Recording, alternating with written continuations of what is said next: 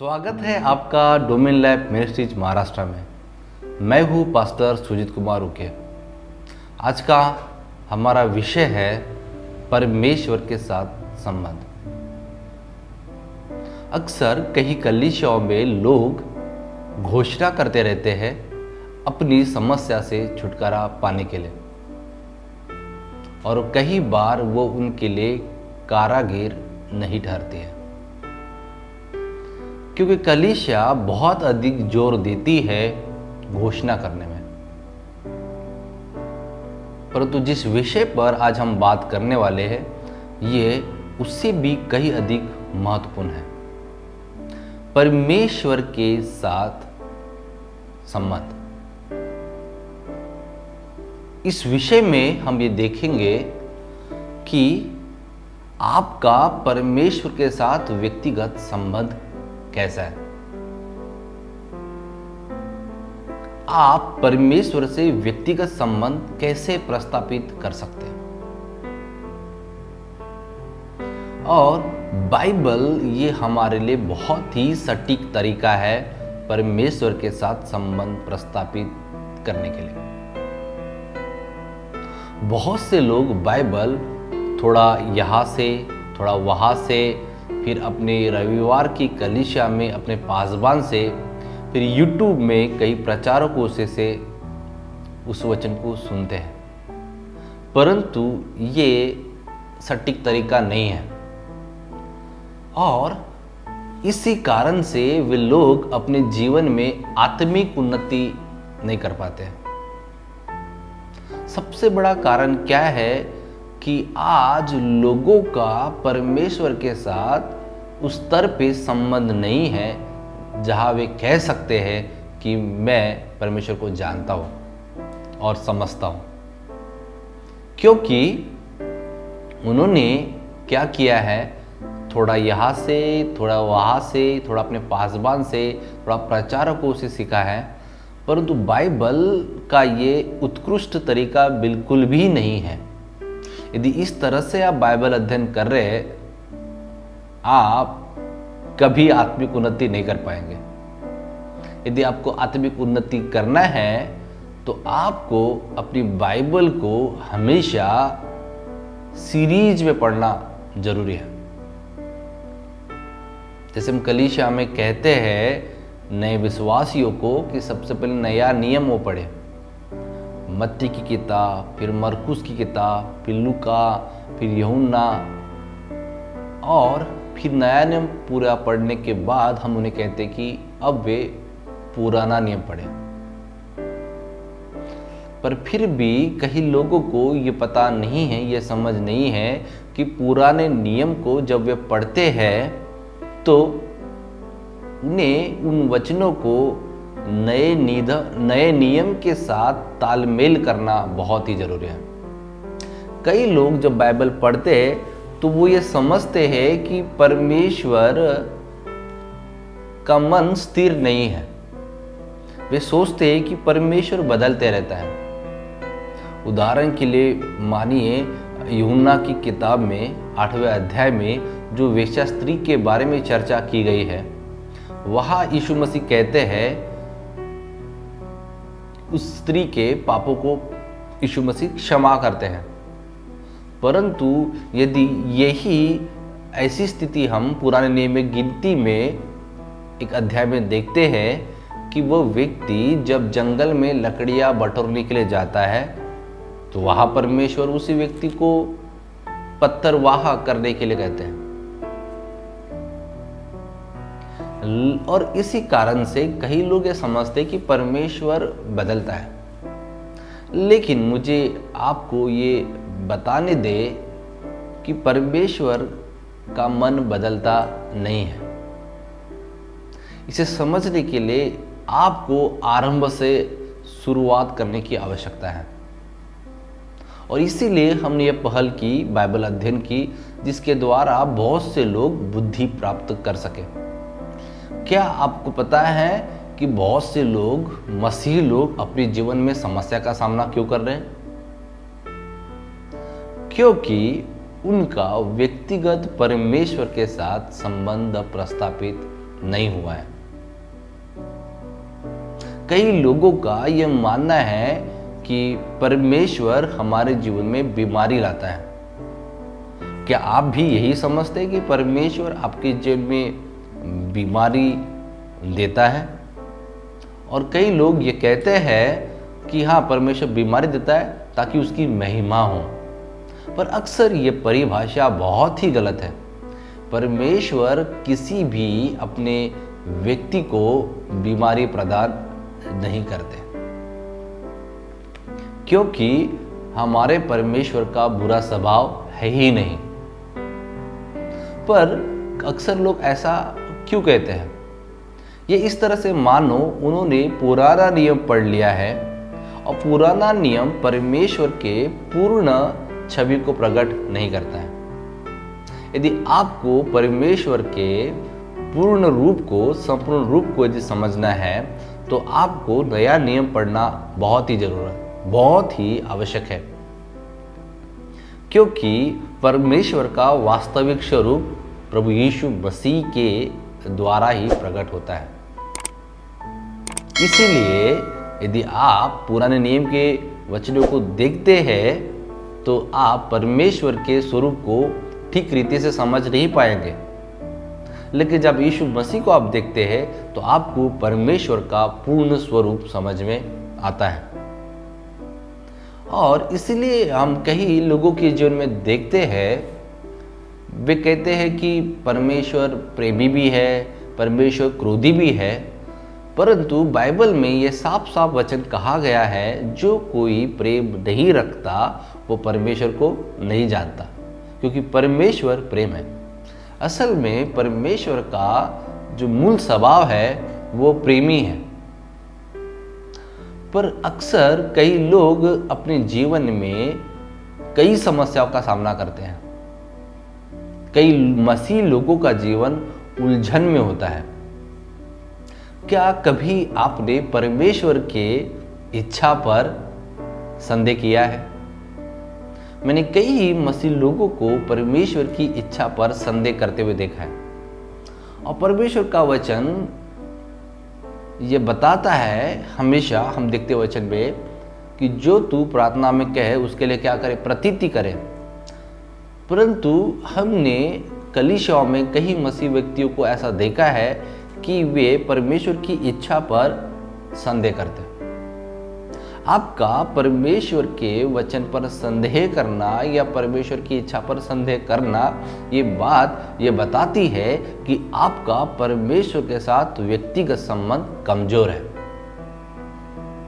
यदि मैं सेवकाई के लिए जाऊं और कोई व्यक्ति आके मुझे कहे, पास्टर सुजीत, आपको नहीं पता कि आपकी पत्नी आपके पीठ के पीछे आपके विषय में चुगली करते हैं, तो मैं यदि उन्हें कहूँ, इस तरह की बात है, सच में, इसका मतलब ये जो मैंने अभी आपको उदाहरण दिया, ये बताता है कि मेरे पत्नी के साथ संबंध कमजोर है। लेकिन मैं ऐसा जवाब नहीं देता। मैं लोगों को अक्सर कहता हूँ कि मुझे पता है कि पास्टर स्तुति के साथ मेरा संबंध कैसा है। और अक्सर मैं लोगों को इस तरह जवाब देता हूँ, तो लोग कहते हैं कि पास्टर सुजीत, इतना अपनी पत्नी पर भरोसा करना सही बात नहीं जान पड़ती है। तो मैं उन्हें कहता हूँ, शायद तुम्हारे पत्नियों के साथ तुम लोगों का वास्तविक जो संबंध है वह मजबूत नहीं है। और वे लोग अपना मुंह फिराकर चले जाते हैं। लेकिन कोई आपका मित्र या भाई के विषय में आपसे कहे, आपका नाम लेकर, कि आपके पीठ पीछे अलाले फलाने व्यक्ति ने आपको ऐसा ऐसा कहा है, तो आप किस रीति से प्रतिक्रिया देंगे? यदि आप उन पर संदेह करते हैं, इसका मतलब आपका उनके साथ व्यक्तिगत संबंध अभी भी कमजोरी है। मैंने अपने जीवन में कुछ लोगों के साथ ऐसे संबंध बनाकर रखे हैं कि यदि उनके मन में कुछ गलतफहमी भी आ जाए तो वे लोग सीधा मेरे पास आकर मुझसे सीधा वार्तालाप करेंगे।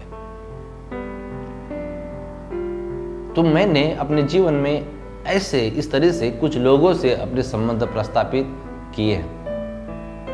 संबंध इस रीति से प्रस्तापित करना बहुत ही जरूरी है। कई परिवारों में पति पत्नी के संबंध बहुत ही नाजुक और कमजोर होते हैं, और जब वो संबंध कमजोर होते हैं तो उस घर में वहाँ बहुत अधिक चांसेस है कलह होने के या झगड़ा होने के, जब संबंध नाजुक हो या कमजोर हो। तो ये बहुत ही जरूरी है कि आपका आपके पत्नी के साथ या पति के साथ संबंध कितना मजबूत है। यदि आपका आपके पत्नी या पति के साथ या कोई भी संबंध के साथ आपका संबंध मजबूत है तो यह आपके रिश्तों में कभी भी दरार नहीं लाएगा। लेकिन यदि मजबूत नहीं है, मैं दावे के साथ कह सकता हूं कि वहां कलह और झगड़ा ही होगा। इसी तरह से हमने ये देखा कि जब हम परमेश्वर के इच्छा पर संदेह करते हैं तो शैतान हमारे जीवन में अपने दांव पेच को खेलता है, और हम अपने जीवन में किसी न किसी क्षेत्र के लिए उसके लिए खिड़कियों को या दरवाजे को खोलकर रखते हैं। तो हम इस वचन में ये देखेंगे कि ये बहुत ही आवश्यक है, ये बहुत ही आवश्यक है कि हम अपने लिए या अपने जीवन में किसी भी प्रकार के दरवाजे या खिड़कियां बिल्कुल भी खुले ना रखें, ताकि शैतान हमारे जीवन पर दाव पेच खेले। आदम और हवा ने अक्सर यही किया, उन्होंने परमेश्वर की आज्ञा को टाल दिया।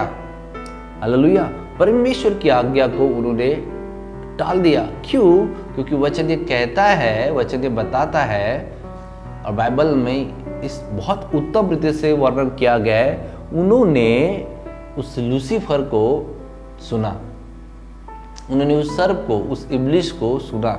ये बहुत ही हमें ये बात प्रकट करती है कि उन लोगों के परमेश्वर के साथ संबंध परिपक्व नहीं थे। ये बहुत ही आवश्यक था कि उन लोगों का परमेश्वर के साथ संबंध घनिष्ठ हो, परंतु हवा ने अपने जीवन में आड़े रीति से शैतान को प्रवेश दिया और उसका फल उन्होंने अपने जीवन में भोगा। आज आपके जीवन में जो कुछ भी हो रहा है, ये परमेश्वर के साथ आपका संबंध किस स्तर पर है, उस आधार पर ही हो रहा है। तो आपको ये समझना बहुत ही जरूरी है कि आपका आपके परमेश्वर के साथ संबंध मजबूत करें। अपने परमेश्वर के साथ आप संबंध मजबूत करें। यदि आप अपने परमेश्वर के साथ संबंध मजबूत नहीं करेंगे तो शायद आप में से कई लोग कंफ्यूजन से भरे हुए रहेंगे। मैंने कई मसीहों को देखा कि वे कंफ्यूजन में भरे हुए होते हैं, उन्हें समझ भी नहीं आता कि उस संकट के समय में वे क्या करें, उनका दिमाग काम नहीं कर रहा होता। और जब भी मेरे पास ऐसी प्रार्थना विनतियाँ आती है तो मैं उन्हें ये कहता हूँ कि आप ऐसा कभी नहीं कहते यदि आप परमेश्वर को जानते। तो कई लोग को मैं इस रीति से जवाब क्यों देता हूं? क्योंकि वे परमेश्वर की इच्छा पर संदेह और शक करते हैं। विश्वास करने का अर्थ जो है वो इस रीति से है कि आप परमेश्वर को बेहतर रीति से जानते हैं, आप उसे गहराई से जानते हैं। ये बहुत ही महत्वपूर्ण है कि आप परमेश्वर को कितने स्तर से जानते हैं। मैंने कई मसीहों को ऐसा देखा है, वे परमेश्वर को बस ऊपरी तौर से ही जानते हैं, और जब यहां भविष्यवक्ता की मीटिंग हो वहां वे दौड़ के चले जाते हैं, फिर दूसरी जगह भविष्यवक्ता की मीटिंग हो वहां वे दौड़ के चले जाते हैं, या अपने जीवन में संकट के लिए वे दूसरे लोगों की प्रार्थनाओं पर निर्भर होते हैं, पर उनका स्वयं का विश्वास उनके लिए काम नहीं करता है। ऐसे अक्सर लोगों के संबंध परमेश्वर के साथ कमजोर ही होते हैं। हालेलुया। मैं आज विश्वास करता हूं कि इस वचन के द्वारा परमेश्वर आप लोगों से बातचीत कर रहे होंगे। तो परमेश्वर के वचन को समझना बहुत ही जरूरी है कि एक जगह कहा गया है कि परमेश्वर के व्यक्ति को पत्थर वहा करने की आज्ञा देते हैं, और एक जगह कहा गया है कि उसी व्यक्ति को क्षमा करते हैं। तो आपको यह समझना बहुत ही जरूरी है कि बाइबल इस तरह से पढ़ी नहीं जाती है। आपको ये समझना बहुत ही जरूरी है कि परमेश्वर का मन बदलता नहीं है। परमेश्वर की वाचा समय समय के अनुसार बदल दी गई है। तो परमेश्वर की वाचा बदले, परमेश्वर का मन नहीं बदला, परमेश्वर की वाचा बदल गई। परमेश्वर अपने वाचाओं के अनुसार कार्य करते हैं। तो बहुत से मसीह लोग बाइबल पढ़ते हैं, परंतु उन्हें इस बात की समझ नहीं होती है कि ये वचन किस वाचा के अंतर्गत आता है, और इसलिए वे पुराने नियम के वचन और नए नियम के वचनों को मिक्स कर देते हैं। और इसीलिए वचन में हम देखते भी है कि जब वे नए दाखरस पुराने दाखरस को मिलाते हैं, वो खोल उठता है और वहां कुछ भी नहीं बचता। और अक्सर कई लोग यही तो गलती करते, वे पुराने कपड़े के पैबंद पर नया कपड़े का पैबंद लगाने की कोशिश करते हैं, लेकिन वो पुराना कपड़ा और सिकुड़ता उठता जाता है और फटता जाता है। इस तरह से कारागिर नहीं होता। इसीलिए वाचाओं की शिक्षा समझना बहुत ही जरूरी है, और परमेश्वर के साथ संबंध प्रस्थापित करना बहुत ही जरूरी है। तो बाइबल पढ़ने का सटीक तरीका यह है कि उसे नियमित रूप से पढ़े। अक्सर कई लोग मंडे पढ़ते हैं, ट्यूसडे पढ़ते हैं, और फिर कई दिनों तक बाइबल को हाथ ही नहीं लगाते। लेकिन आपको समझना होगा कि बाइबल ये बहुत ही सीरीज वाइज पढ़ना जरूरी है। आप जब किसी किताब को पढ़ते तो आपको पहले पता होना चाहिए कि इसके पहले क्या हो चुका है, क्या घटनाएं घट चुकी है। तब आप उस वचनों का, उन किताबों का अच्छी तरह से अर्थ और सारांश ले पाएंगे। तो इस वचन के द्वारा हम आपको कहना चाहते हैं कि परमेश्वर के साथ यदि आपको अच्छा संबंध प्रस्थापित करना है, तो इसके बाद हम बहुत से अच्छे अच्छे संदेश लाने वाले हैं, और बिना वाचाओं के बाइबल समझी नहीं जा सकती। तो इसका आरंभ उत्पत्ति से ही होता है। तो आदम की वाचा यदि आपने नहीं समझी है, तो आप नूह की वाचा नहीं समझ पाएंगे।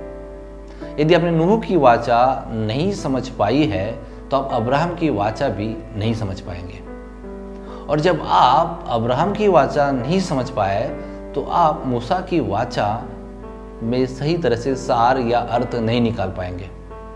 तो ये बहुत ही जरूरी है कि हमें वाचाओं को समझना भी बहुत जरूरी है। तो आप परमेश्वर का संबंध प्रस्थापित करना चाहते हैं, तो इसके लिए आपको इन विषयों पर भी, जितने विषय हमने अभी तक कहा है, उस पर आपको अध्ययन करना आवश्यक है। जब हम अगली बार जब आदम की वाचाओं पर पढ़ाई जब करने जाएंगे, तो मैं आशा करूंगा कि आप जरूर वहां पर उपलब्ध होंगे, या उस वीडियो को बाद में फिर से जरूर आप सुनेंगे, क्योंकि आप ऐसे व्यक्ति यदि बनना चाहते जो परमेश्वर के साथ व्यक्तिगत संबंध प्रस्थापित करना चाहते हैं, तो इसलिए वचन की समझ होना बहुत ही जरूरी है। बहुत ही आवश्यक है। तो आज भले आपका संबंध परमेश्वर ठीक ठाक ना हो, लेकिन जब आप वचन में जाएंगे, उसको जानने के द्वारा ही आप परमेश्वर से संबंध प्रस्थापित कर सकते हैं। मैंने अक्सर कई मसीहों को देखा है कि वे आते और प्रार्थना की डिमांड करते हैं, परंतु परमेश्वर के वचन को जानने के द्वारा, परमेश्वर को समझने के द्वारा जो संबंध आप प्रस्थापित करेंगे, ये और कुछ अलग ही स्तर में होगा। तो ये बहुत ही आवश्यक है कि आप अपने परमेश्वर के साथ व्यक्तिगत संबंध प्रस्थापित करें।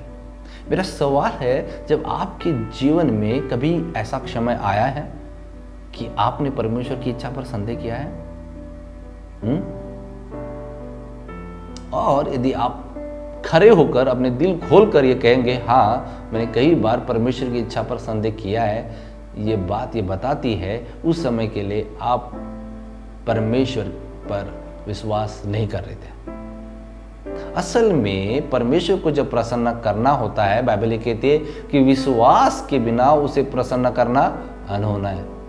लेकिन विश्वास करने के लिए परमेश्वर को जानना बहुत ही जरूरी है, और बिना जाने, बिना समय दिए आप परमेश्वर को पहचान नहीं सकते। तो मैं आशा करता हूँ इस विषय के द्वारा आप जरूर परमेश्वर को जानने का निर्णय लेंगे और परमेश्वर को समझने का निर्णय लेंगे। तो अगली जब सेशन में हम आएंगे और जब आदम की वाचाओं के विषय पर हम जब बात करेंगे, तो आप वहां मौजूद होंगे, क्योंकि बाइबल ये साफ साफ कहती है कि विश्वास सुनने से, और सुनना यीशु मसीह के वचन के द्वारा आता है। तो आपको विश्वास जब प्राप्त करना है, आपको संबंध में प्रस्तावित होना है, तो सुनने के द्वारा, उसे अनुभव करने के द्वारा ही आप परमेश्वर के साथ संबंध प्रस्तापित कर सकते हैं। अक्सर मैंने कई लोगों को भी कहते देखा है कि मैंने परमेश्वर से तो प्रार्थना की, हाँ परमेश्वर उस दिन मेरी प्रार्थना सुनी, पर इस बार मैंने जब परमेश्वर से प्रार्थना की तो परमेश्वर मेरी प्रार्थना नहीं सुनी।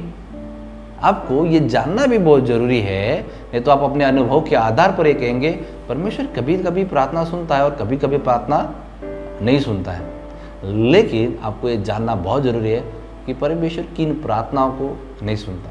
इसके लिए वचन का ज्ञान होना बहुत ही ज़रूरी है।